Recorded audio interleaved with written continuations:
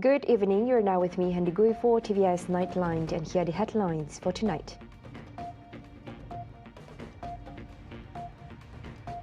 Sarawak's Premier announced incentive rewards for gold, silver and bronze medalists at SUKMA 2024 to encourage top performance. The High Court has ordered MYAIRLINE Sdn Bhd to pay 17.7 million ringgit to Malaysia airports for overdue charges. And on global affairs, Paetongtarn Shinawatra was elected Thailand's youngest and second female Prime Minister.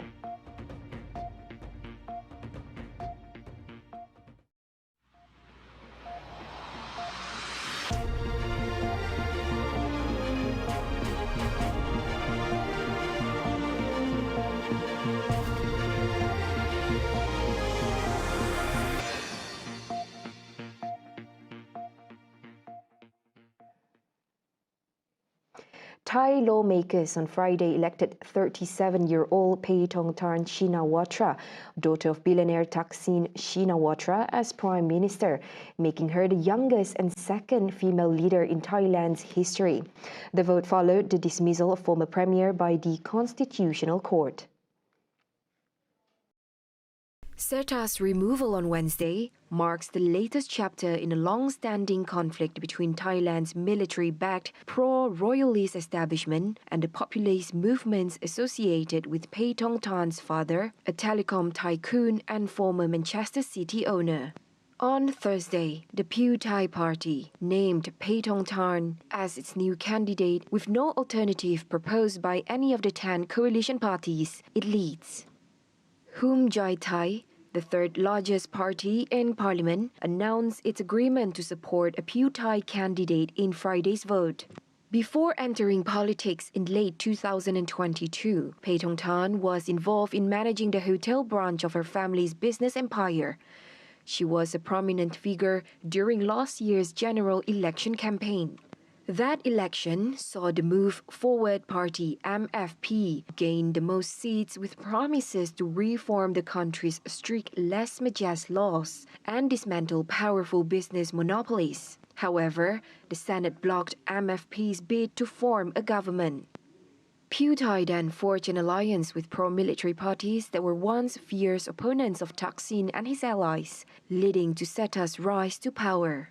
Less than a year later, SETA became the third Pheu Thai Prime Minister to be ousted by the Constitutional Court. His removal was linked to the appointment of Pichit Chenban, a former lawyer for Thaksin's family with a criminal conviction. The court also recently voted to dissolve the MFP and banned its executive board members from politics for 10 years, though the party quickly rebranded itself as the People's Party. MYAIRLINE Sdn Bhd has been ordered to pay 17.7 million ringgit to Malaysia Airports Sepang Sdn Bhd and Malaysia Airports Sdn Bhd in overdue airport service charges.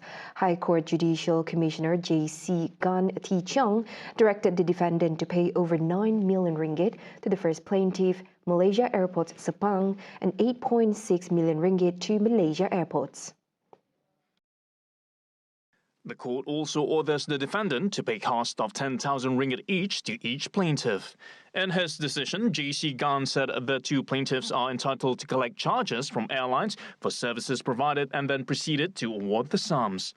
On November 9, 2023, both plaintiffs filed for summary judgment, submitting that the amount claimed from the defendant remains accrued and unpaid and that the airlines has no defense against the lawsuit. On November 24th this same year, MYAIRLINE filed an application to strike out the suit, contending that the plaintiffs should first utilize the dispute resolution mechanism provided in sections 74 to 78 of the Malaysian Aviation Commission Act 2015. They claim, therefore, that the plaintiffs' action was deemed invalid or premature, as they did not adhere to nor utilize the prescribed dispute resolution method. Both plaintiffs objected to the application, asserting that the dispute resolution mechanism under the Malaysian Aviation Commission Act is not applicable in this instance. J.C. Gan dismissed MYAIRLINE's application to strike out the suit and ordered them to pay 30,000 ringgit each in costs to the plaintiffs. Malaysia Airports Sepang and Malaysia Airports filed the initial lawsuit on October 18, 2023, claiming that MYAIRLINE had failed to pay 6 categories of service charges amounting to 17 million ringgit. They claim that the overdue charges owed by MYAIRLINE included passenger service and passenger security charges, landing fees, parking fees, aerobridge fees, and so on. The plaintiffs also asserted that the airline did not contest to the contents of the invoices and account statements issued to it within 30 days. Consequently, the plaintiffs sought, among other damages, that the defendant pay the outstanding charges of 17 million ringgit, along with general damages and other relief deemed appropriate by the court. Malaysia Airports Sepang and Malaysia Airports Sdn Bhd were represented by Shannon Rajan, Eric Gomez, and Kathleen Yeoh, while MYAIRLINE was represented by lawyer Nasima Jalaluddin.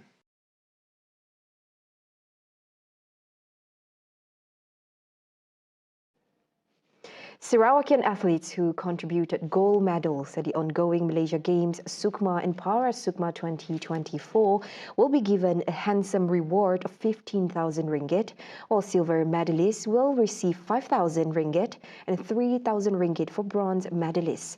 Premier of Sarawak, Dato' Patinggi Tan Sri Abang Johari Tun Openg, hopes that the incentives will serve as a motivation for the athletes to excel in the Games.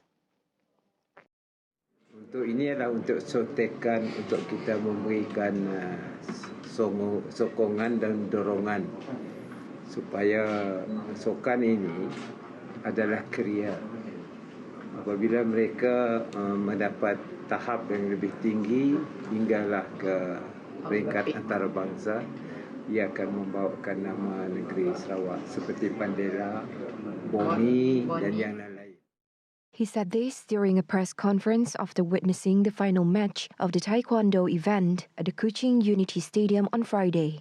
According to him, the incentive will be rewarded for each medal won by an individual athlete.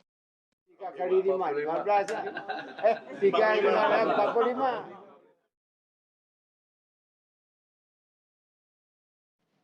The Sarawak government takes strong action to resolve the statelessness issue in the region.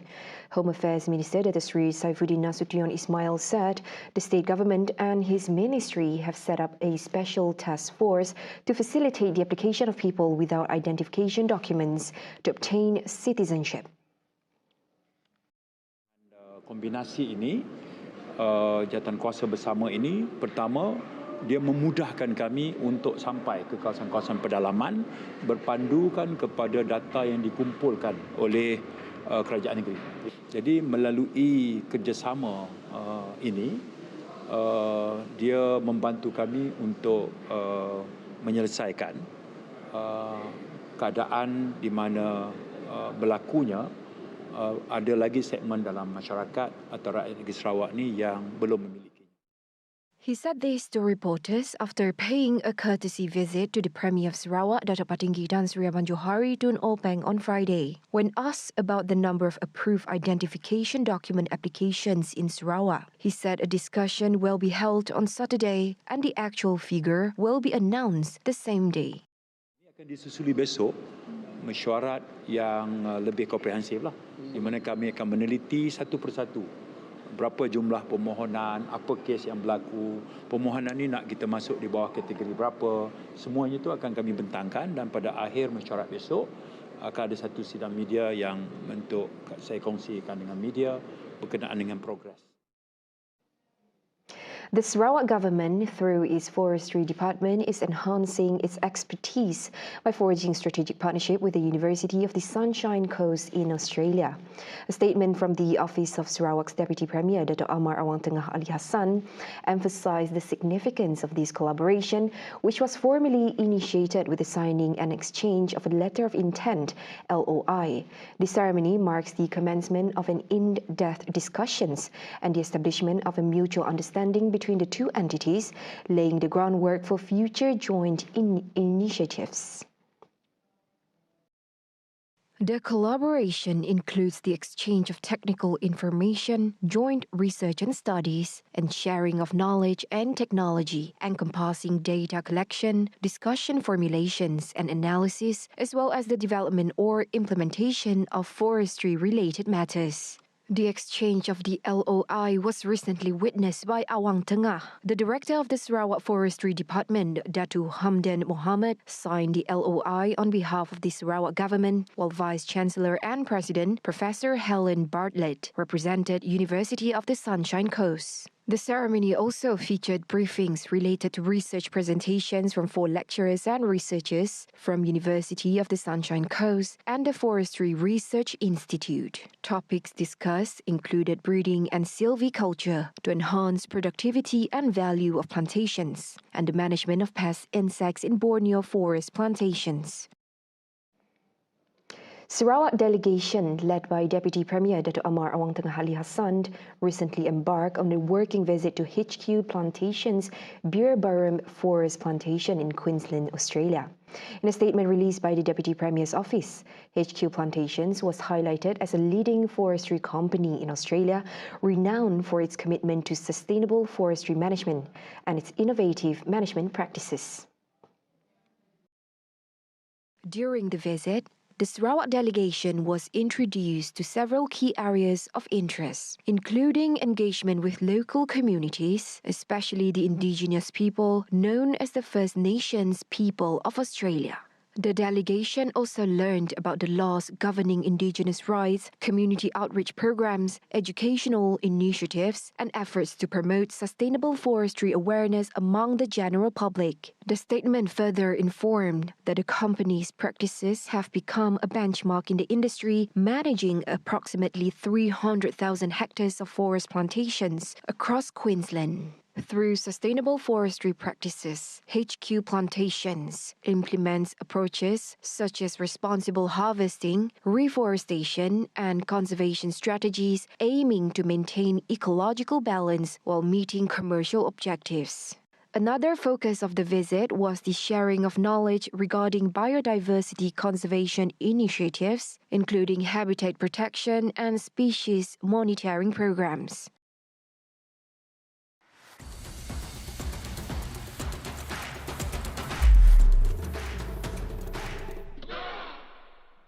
The Sarawak contingent's performance at SUKMA 2024 has been commendable thus far.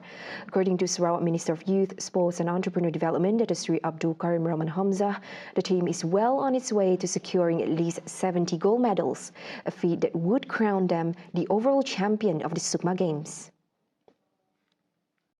So far so good. Kita baru saja ada sukan-sukan seperti wushu, lomba basikal, dan pinballing yang dipertandingkan yang telah masuk ke final yang menunjukkan ada pungutan emas sehingga 2 hari. Karena saya tahu baru 2 hari acara yang ada masuk ke final dan dalam masa 2 hari kita sudah mendapat tempat yang ketiga, ranking yang ketiga.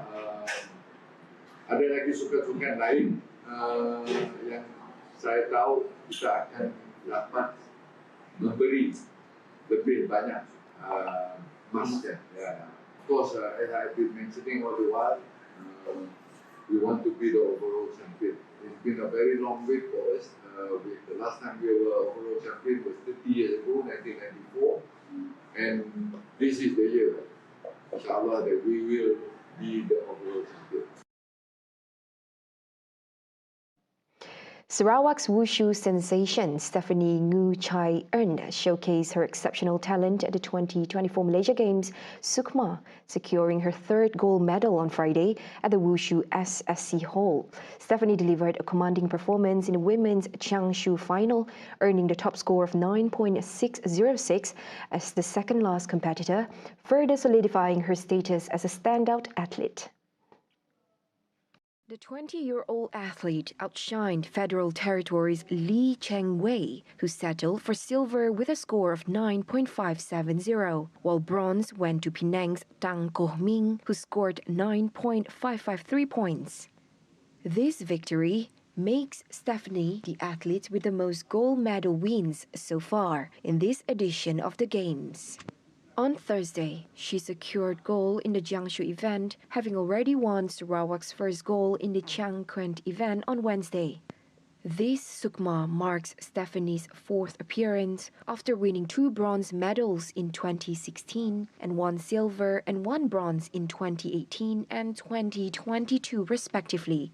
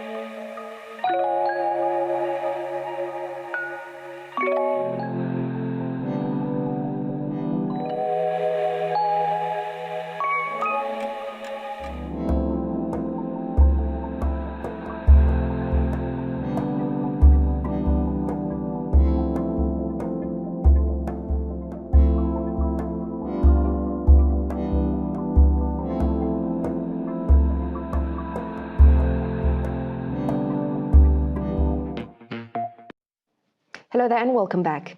Prime Minister Datuk Seri Anwar Ibrahim has announced a 15% salary bump for civil servants in the implementing, management and professional groups and a 7% increase for those in the top management group.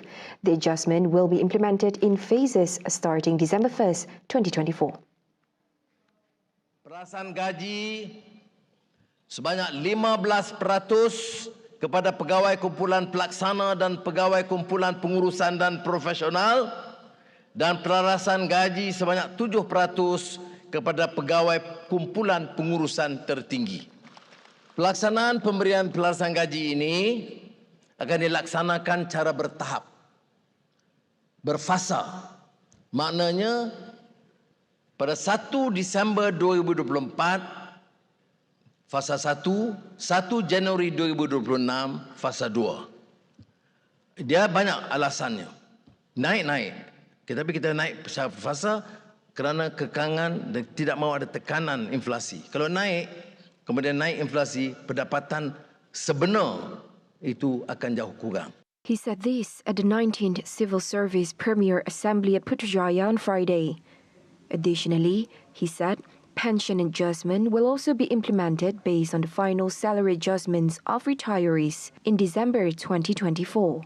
The Prime Minister said the salary adjustment made through the SSPA had also taken into account the 21.3% increase in the Consumer Price Index CPI over the past 10 years, especially as the price of food and drinks, which had also increased at a rate of 24.8%.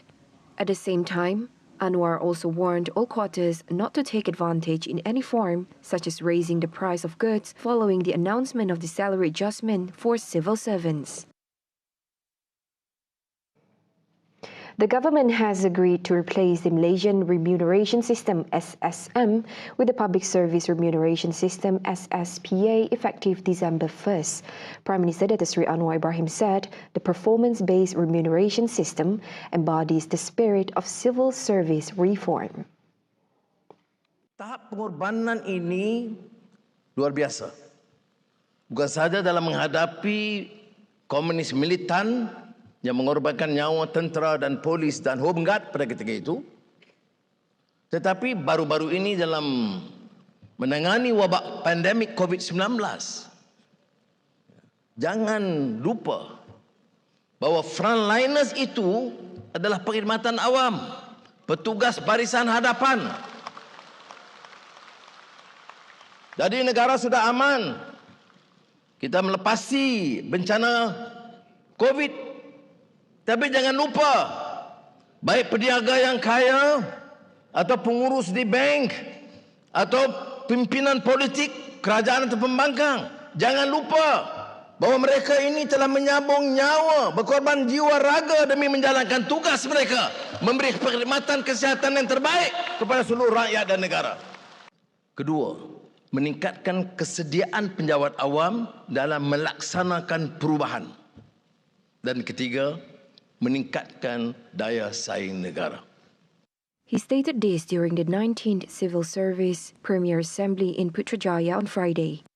Anwar also mentioned that the implementation of the SSPA is based on 3 core reforms, including increasing productivity and efficiency in the public service. Malaysia's economy saw a robust expansion of 5.9% in the second quarter of 2024, bolstered by resilient household spending, vigorous investment activities, and a significant boost in tourism arrivals. Bank Negara Malaysia BNM Governor Dato Sri Abdul Rashid Ghaffur said the growth is also the highest since fourth quarter of 2022, and he is confident that Malaysia's growth is on track to range between 4.0 to 5.0% forecast by the end of this year. The country's economy expanded by 4.2% in the first quarter of 2024, bringing the first half's growth to an average of 5.05%. Meanwhile, the gross domestic product GDP grew by 2.9% in second quarter of 2023. Additionally, growth in the second half of 2024 will be driven by domestic spending, with continued strong support from external demand. On the domestic front, the central bank noted household spending will be underpinned by continued employment, wage growth, and policy measures. BNM said investment activities will be driven by progress in multi-year projects across private and public sectors. Catalytic initiatives announced in national master plans and the higher realization of approved investments are also key drivers for investment activities. Externally, BNM opined that the ongoing global tech upcycle and continued strong demand for non-electrical and electronic goods will lift exports. Increase in tourist arrivals and spending are also expected to continue. BNM said upside risks to growth include greater spillover from the tech upcycle, robust tourism activities, and faster implementation of existing and new investment projects. In other developments, BNM said the ringgit is moving in the right direction and reflects the nation's economic fundamentals and strong prospects. Its governor, Dato Sri Abdul Rashid Ghaffur, said the recent spread in the ringgit's performance indicates a recovery from the previous levels, noting that the support for the ringgit, namely the United States-US monetary policy, coordinated measures between the government and BNM, and Malaysia's strong prospects has been positive. On the ringgit's recent performance, he said, it has been appreciating of late, with financial market participants expecting imminent policy rate cuts from the U.S. Federal Reserve, which has softened the U.S. dollars and alleviated pressure on regional currencies, including the ringgit. With these latest developments, the ringgit has appreciated by 3.1% against the U.S. dollar year-to-date as at August 31, 2024. On a nominal effective exchange rate basis, the ringgit has also appreciated by 5.3%. Meanwhile, on the OPR, he said the Monetary Policy Committee MPC believes the system remains conducive to sustainable economic growth. Globally, Abdul Rashid said the monetary policy path is shifting towards central bank easing, but noted that the financial markets remain susceptible to economic developments, including growth prospects and any divergence between market participants' expectations and the central bank's actions.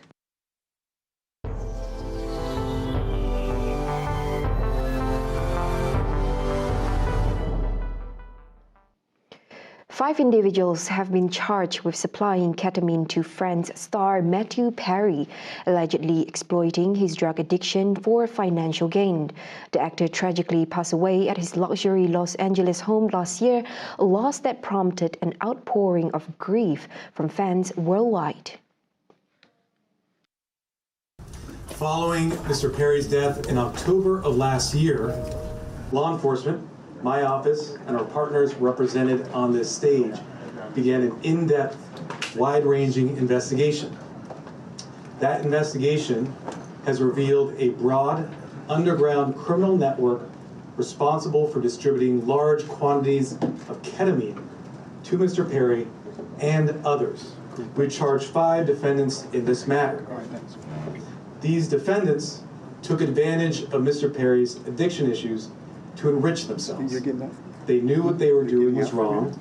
They knew what they were doing was risking great danger to Mr. Perry, but they did it anyways. Defendant Placentia saw this as an opportunity to profit off of Mr. Perry. He wrote in a text message in September 2023, quote, "I wonder how much this moron will pay." Charges were levied against 2 doctors, Perry's live-in assistant, a broker, and a North Hollywood dealer known as the Ketamine Queen, who has been linked to the overdose death of another man. Perry, who played Chandler Bing on the hit TV sitcom from 1994 to 2004, was found unresponsive in his swimming pool in October. He was 54. An autopsy found the cause of his death was the acute effects of ketamine, a controlled drug the recovering addict was taking as part of supervised therapy. Those were the updates on TVS Nightline. I'm Henny Gui. Thank you for watching. Have a good night.